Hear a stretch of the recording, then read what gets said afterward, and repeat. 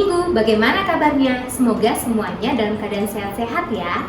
Hari ini seperti biasa kita akan memulai pelajaran sekolah minggu dari rumah. Namun sebelum kita mulai, Kak Angel mau mengajak semua adik-adik yang ada di rumah untuk bangkit berdiri karena kita akan menaikkan satu buah pujian yang berjudul Kasih Yesus indah-indah, oh indah. Semua siap ya adik-adik?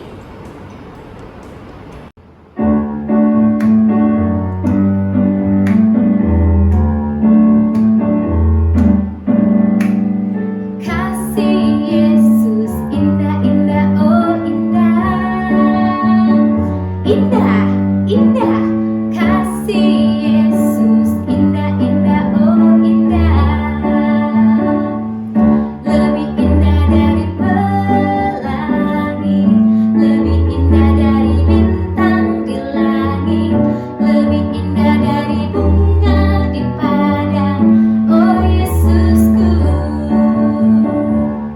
Lebih indah dari pelangi, lebih indah dari bintang di langit, lebih indah dari bunga di padang, oh Yesusku. Kasih Yesus indah-indah, oh indah. Indah, indah, kasih Yesus indah-indah, oh indah.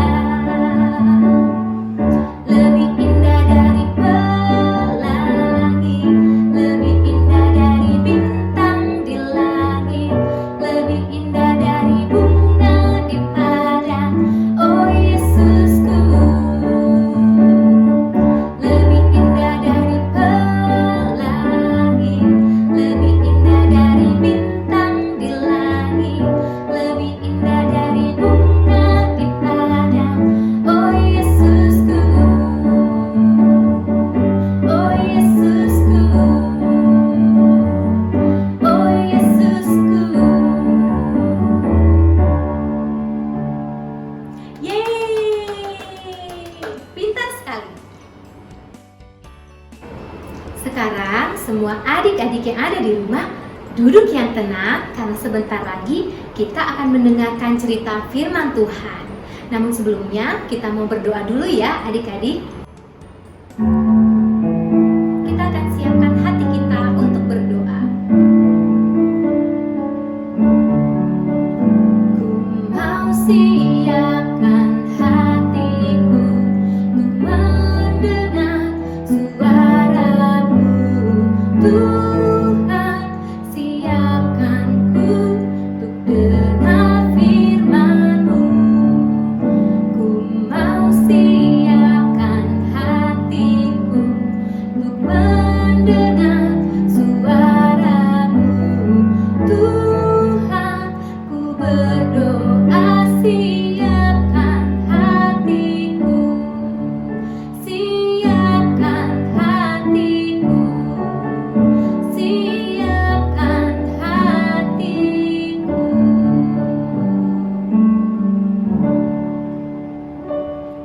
Mari kita berdoa bersama-sama. Lipat tangan, tutup mata, kita berdoa. Tuhan Yesus, terima kasih. Kami telah bernyanyi, memuliakan nama-Mu.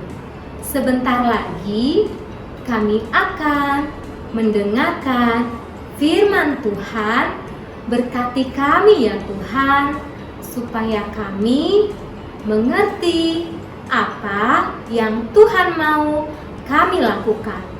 Dalam nama Tuhan Yesus, kami siap mendengarkan firman-Mu. Amin. Ini adalah Alkitab. Alkitab adalah firman Allah.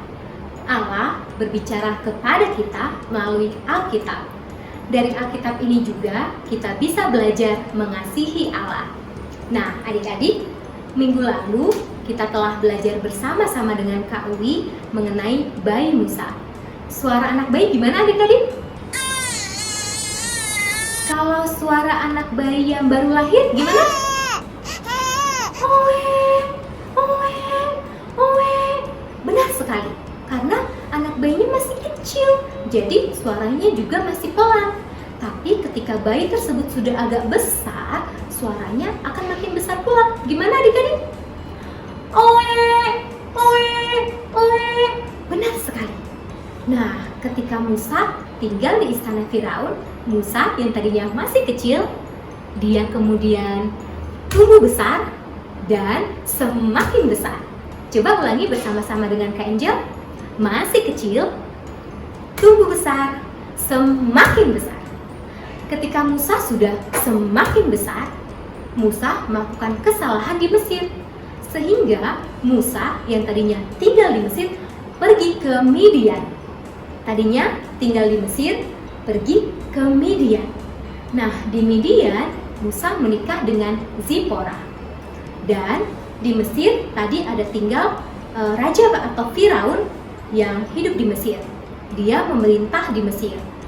Dan raja yang jahat ini memperlakukan orang Israel dengan sangat jahat. Sehingga orang Israel menangis dan berteriak minta tolong kepada Tuhan. Nah adik-adik, apakah Tuhan menolong orang Israel? Lalu apa yang terjadi dengan Musa ya? Supaya adik-adik yang ada di rumah tidak penasaran, yuk kita simak cerita berikut ini. Ini adalah Musa, orang Israel yang lahir di Mesir. Orang Israel adalah budak di Mesir.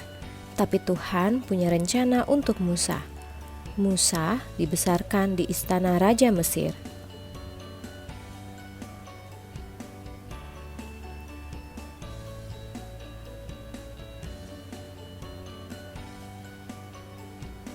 Ketika Musa tumbuh besar, Musa melakukan kesalahan.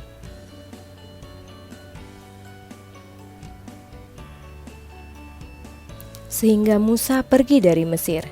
Musa berhenti di tanah Midian. Ketika di Midian, dia menolong 7 anak perempuan imam Midian yang diusir oleh para gembala domba ketika sedang mengambil air. Akhirnya, Musa dipersilahkan untuk tinggal di rumah imam itu.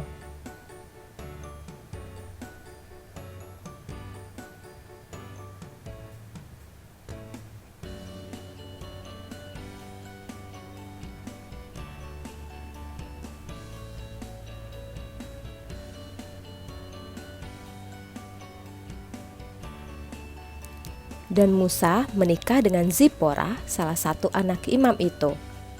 Sedangkan di Mesir, raja yang lama mati dan digantikan dengan raja yang baru.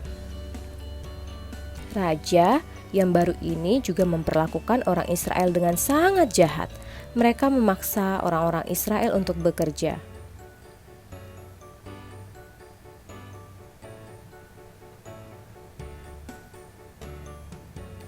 Orang-orang Israel menangis dan meminta pertolongan kepada Tuhan. Tuhan mendengarkan mereka.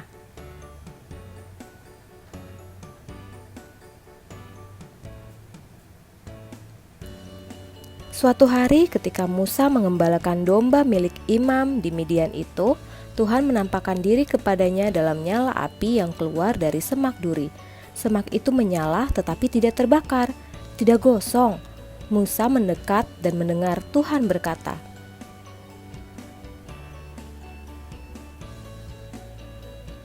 "Musa, Musa." Lalu Tuhan memberitahu Musa mengenai orang Israel yang ada di Mesir. Mereka sedang menderita. Tuhan mengatakan akan melakukan sesuatu dan Tuhan menyuruh Musa untuk melakukannya. Tetapi Musa berkata dia bukan orang yang tepat. Dan Tuhan berkata, "Aku akan menyertaimu." Tapi Musa berkata lagi bahwa dia nggak tahu harus ngomong apa. Tetapi Tuhan menyuruhnya menyampaikan kepada orang Israel bahwa ini adalah perkataan Tuhan. Musa berkata lagi, "Bagaimana kalau orang Israel tidak percaya?" Tuhan berkata, "Apa yang ada di tanganmu?" Kata Musa, "Tongkat." Nah, Tuhan menyuruhnya meletakkan tongkat itu di tanah dan mengambilnya lagi. Tuhan memberitahukan tanda yang lain. Tuhan menyuruh Musa memperlihatkan tanda ini jika orang Israel tidak percaya.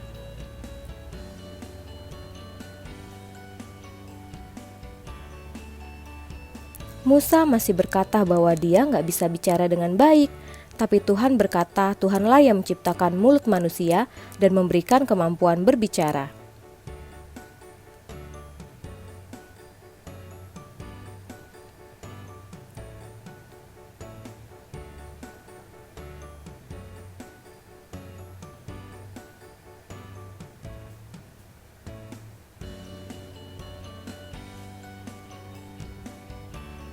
Meskipun demikian, Musa berkata, "Tuhan, tolong kirimkan orang lain."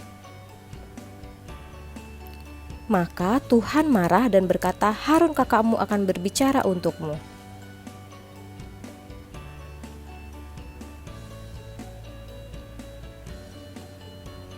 Musa kembali kepada mertuanya dan berkata bahwa ia harus kembali ke Mesir. Musa dan keluarganya kembali ke Mesir sambil membawa tongkatnya yang akan menjadi bukti bagi orang Israel di sana.